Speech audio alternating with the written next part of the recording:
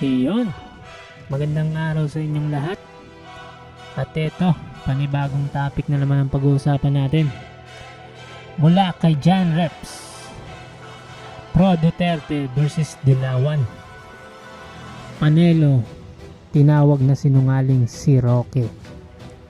Trillanes, binanatan ni Roque. Eto, tingnan natin, panoorin natin to. Nagtablahan ang dalawang dating spokesperson ni dating Pangulong Duterte kaugnay sa Gentleman's Agreement ni Duterte at Xi Jinping sa West Philippine Sea. Binanatan din ni Roque si Trillanes dahil sa secret deal umano. Sino naman kaya sa kanila ang nagsasabi ng Ano naman yung secret deal na yan? Trillanes. totoo? Trililing, ikaw!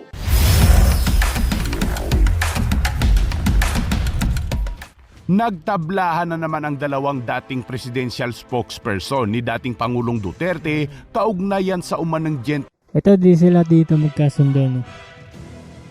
Magkaiba yung sinasabi ni Roque pati ni Panelo. Gentleman's Agreement kung saan nakasaad na bawal daw magdala ng construction material sa BRP Sierra Madre. Sinabi yan ni Harry Roque na kasunduan niyan ni dating Pangulong Duterte at Chinese President Xi Jinping sa West Philippine Sea, pero tinablayan ni Attorney Salvador Panelo. Sinabi nito sa isang panayam na nagsisinungaling ang sino mang magsasabing merong gentleman's agreement. Kausap ko si dating Presidente Duterte, he categorically said there was no agreement, gentleman or ungentleman. Wala pang bagong tugon dyan si Roque, pero kahapon ay binueltahan niya rin ang secret agreement daw ng China at ni dating senador na si Trillanes IV. Ayon kay Roque, ibininta daw ni Trillanes sa China ang Scarborough noong panahon ni dating Uy, totoo ba yun mga tol? Totoo kaya yun? Pangulong Noynoy Aquino. Trililing, ikaw! Ikaw ang pumasok sa secret agreement. Ikaw ang namigay ng teritoryo. Ikaw at ang Pangulo mo ang dahilan kung bakit nawala ang Scarborough Shoal. Pero sagot naman dyan ni Trillanes, fake Ayun, no? Dito pinupukpok ni Harry Roque na sila ang may kasalanan. Itong mga Dilawan, no? Ibinenta daw ng panahon ni Pinoy. news daw si Roque at ang totoo raw sa panahon ni Aquino ay napalayas nila sa Scarborough Shoal ang aabot sa 100 na barko ng China. Administrasyong Aquino rin daw ang nagpanalo sa arbitration case noong 2016 laban sa China na isinantabi naman noon ni Duterte pag-upo niya. Si Trillanes ang naging back channel negotiator noon para pahupain ang tension sa Scarborough noong 2012. Ang isang Hindi nga. issue na paulit-ulit na kinakalat ng mga maka-Duterte sa social media laban sa akin, ang back channel issue sa West Philippine Sea. Marami silang versions nito. Binenta ko raw ang Scarborough o kaya ang Spratlys sa China. Ano raw ang ginawa ko sa 16 secret meetings with China? At nag-tridor daw ako sa interest ng bayan sa pagiging back channel negotiator ko. Nakailang interview na ako sa radyo at TV at ilang post na rin sa Facebook since 2012. Kakapaliwanag nito pero sadyang kinakalat pa rin ang fake news na ito. Kaya para sa kaalaman ng lahat, ito po ang katotohanan. Mga tol, nagsasabi ba siya ng totoo? Comment nyo naman sa baba yung mga sa tingin nyo kung totoo ba itong mga sinasabi niya. Noong April 2012, nagkaroon ng standoff sa Panatag Shoal o kilala rin sa pangalang Scarborough Shoal. Bunga ito ng paghuli ng isang Philippine Navy ship sa mga Chinese fishermen sa loob ng Scarborough. Biglang sumaklolo ang dose-dosenang Chinese Coast Guard ships at pinalibutan ang shoal. Ilang linggong uminit ang sitwasyon doon hanggang sa umabot sa 80 to 100 Chinese ships of different sizes ang nasa loob at labas ng Scarborough. Dahil sa stalemate na ito, I was officially designated to be the back channel negotiator by then President Aquino noong May 2012 para pahupain ang sitwasyon sa Scarborough Shoal.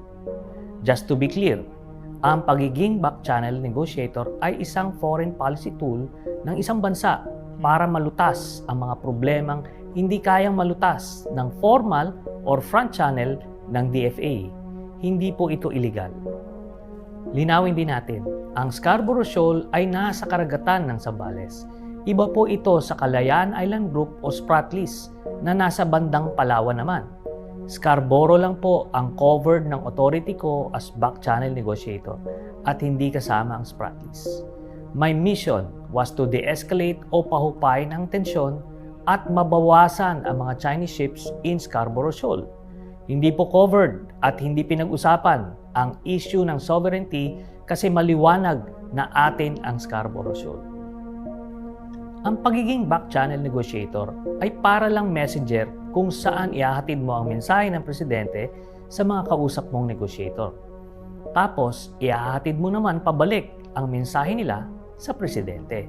Walang labis, walang kulang. Hindi ka makakadiskarte ng sarili mo kasi nasa presidente pa rin ang final approval.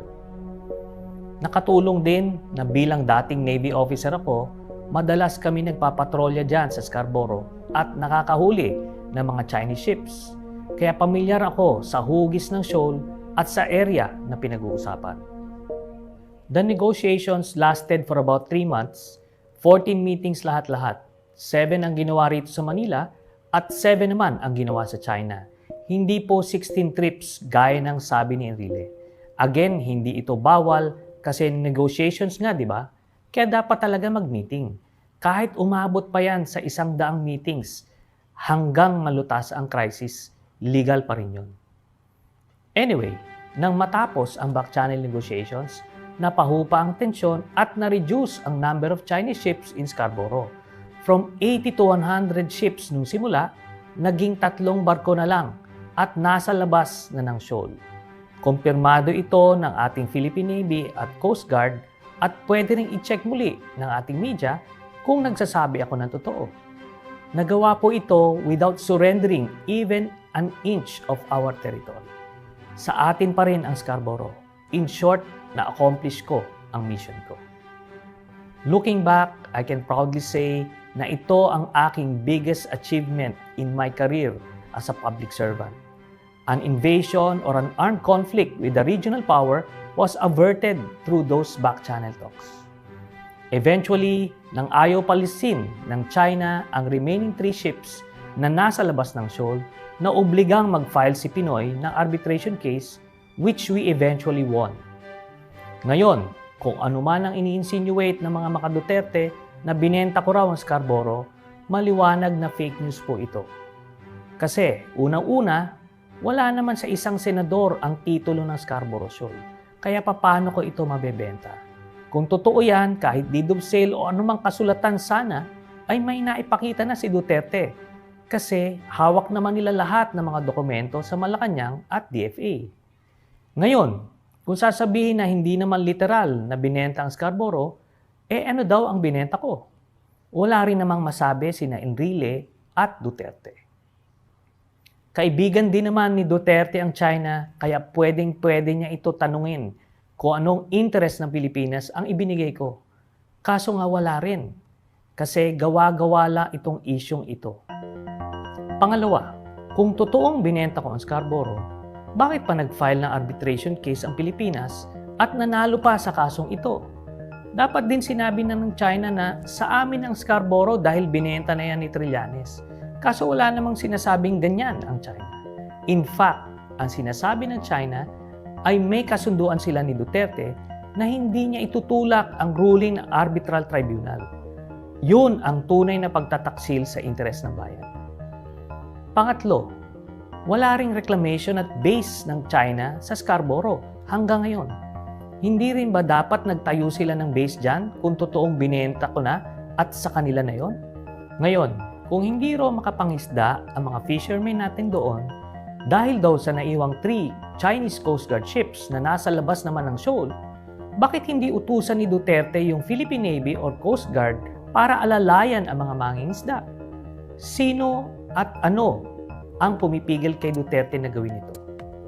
Finally, para lang maliwanag, noong 2017, the Ombudsman dismissed the case na final ng mga kaalyado ni Duterte, accusing me na binenta ko raw ang Scarborough sa China. Paano naman hindi i-dismiss ang kaso? Ang ebidensya lang na prinesenta nila ay ang mga kasinungalingan nila Duterte at Enrile. Ayon sa desisyon ng Ombudsman, there is no probable cause for treason, there is no probable cause for espionage. In short, naniwala sila Duterte sa sarili nilang fake news, kaya ayun, case dismissed. Para klaro kung ano ang gusto ko talagang mangyari nung Back Channel Talks, pakinggan natin si Enrile na mismo sa bidyong ito. Alam mo, yung Scarborough, tayo, hindi sa atin yun eh. Squatter lang tayo dun. It's outside of the Treaty of Paris. At ang kaalaman ko, outside of UNCLOS sa atin as far as we're concerned. But historically, ang mga tao natin, nagpupunta doon, nangingisda. Ang akala natin, pag-aari natin yon. Sa aking intindi, si Don Rosario, gusto niya maayos na ang usapan, kausapin ang China na diplomatically. Si Trillanes gusto niya paalisin yung mga mga insect doon sa Scarborough dahil nandun sila, nandun din ang natin, Coast Guard natin eh. Maliwanag, di ba? It's ironic na mga pro-Duterte ang nagre-raise palagi ng isyong ito, pero bulag sila sa mga pagbebenta ni Duterte ng mga interest natin sa China. Hindi lang sa West Philippine Sea, pati na rin sa mga POGOs, vaccines, infrastructure projects at iba pa.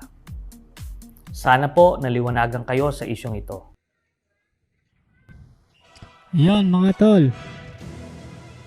Kayo, totoo ba itong mga sinasabi ni Trillanes? Ayan, kung meron kayong opinion dito patungkol sa mga sinasabi niya, no?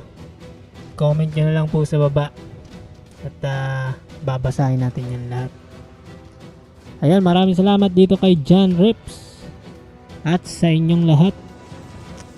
Peace.